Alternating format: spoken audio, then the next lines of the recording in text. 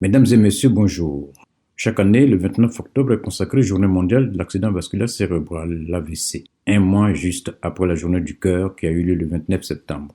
L'opportunité qu'offrent ces différentes journées mondiales est généralement d'alerter et de sensibiliser l'opinion sur des causes essentielles de santé publique. L'Organisation mondiale de la santé définit l'accident vasculaire cérébral comme la conséquence de l'interruption de la circulation sanguine dans le cerveau. Dans la majorité des cas, à savoir 85% des accidents, cette absence d'irrigation du cerveau peut être provoquée par l'obstruction d'un vaisseau sanguin.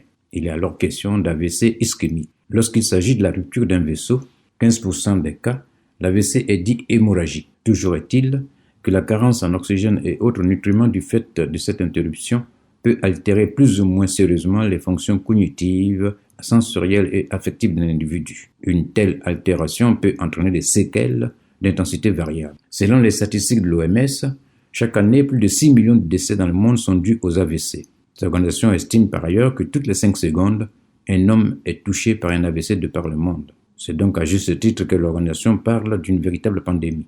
Et les pays en développement sont de loin ces pays où l'on dénombre le plus grand nombre de victimes. En effet, alors que depuis une vingtaine d'années, le taux de mortalité dû à l'AVC dans les pays industrialisés est en régression, l'on assiste au contraire, sous les tropiques, à une véritable explosion. Ailleurs, cette remarquable baisse du taux de la mortalité par accident vasculaire cérébral est due à une meilleure prise en charge par les services de santé des victimes pendant et après un AVC. Cette inversion de la mortalité dans ces pays est également due à une large information et une sensibilisation accrue des populations sur les mesures de prévention individuelles.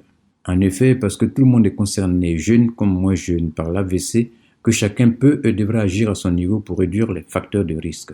Certes, des facteurs psychosociaux tels que le stress, la dépression et le vieillissement sont susceptibles d'entraîner un AVC. Cependant, les principaux facteurs de risque, au nombre d'une dizaine, sont déterminés par notre mode de vie, notre comportement. Il s'agit entre autres de l'hypertension artérielle qui intervient dans 40% des cas d'AVC, du diabète qui peut être à l'origine d'un AVC ischémique, du tabagisme qui triple le risque d'accident vasculaire cérébral, de l'obésité abdominale déterminée par l'indice de masse corporelle, l'IMC.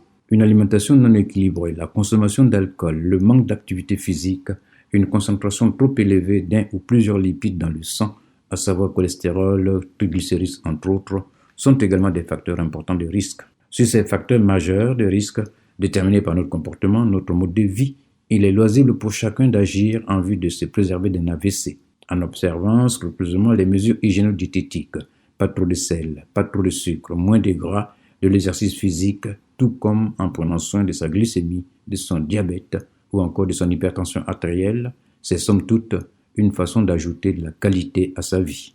Une façon pour pouvoir vivre le plus longtemps possible sans incapacité.